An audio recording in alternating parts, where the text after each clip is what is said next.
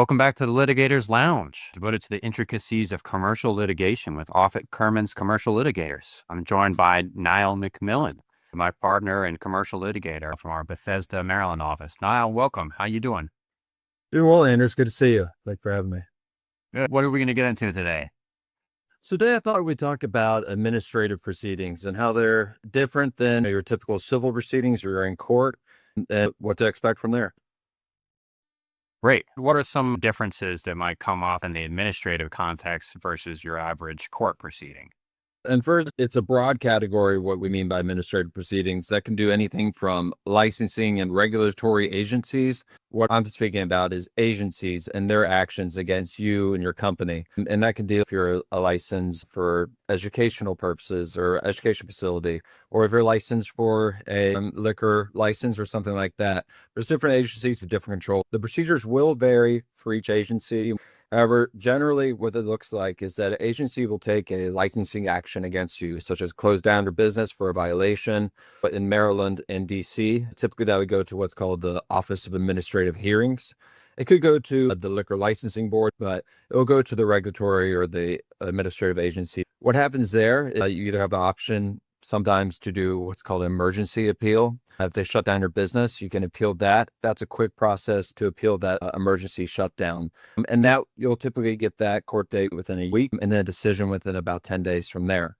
Other than that, for a longer process, you will go through an entire tribunal in front of an administrative judge. And you'll have a chance to state your case, call your own witnesses. And in the state, typically the representative attorney from the Attorney General's office of the state or DC, and they'll have their chance to make their case as well. The burdens do change depending on what the case or violation is, but you'll have to meet that burden too. One of the big differences here is in civil litigation, we can issue discovery before the hearing and on a wide range of issues that aren't necessarily directly tied to what's at issue in the case.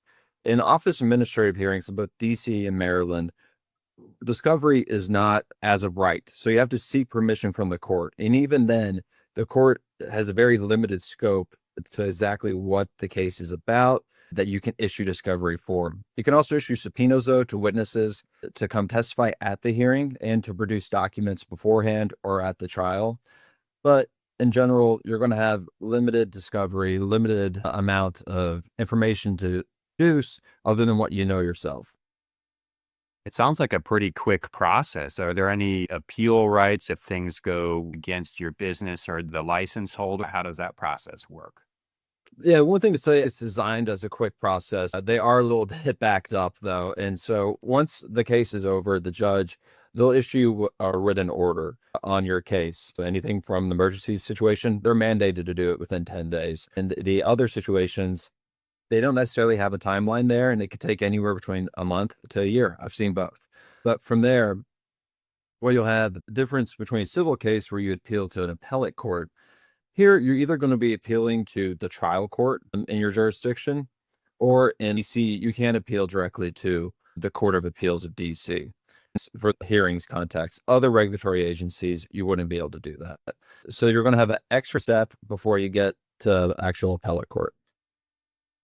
Are there any advantages or disadvantages to if you need to act quickly, having counsel in those proceedings with you, or can you do it all yourself if it's something that just lands in your lap really quickly?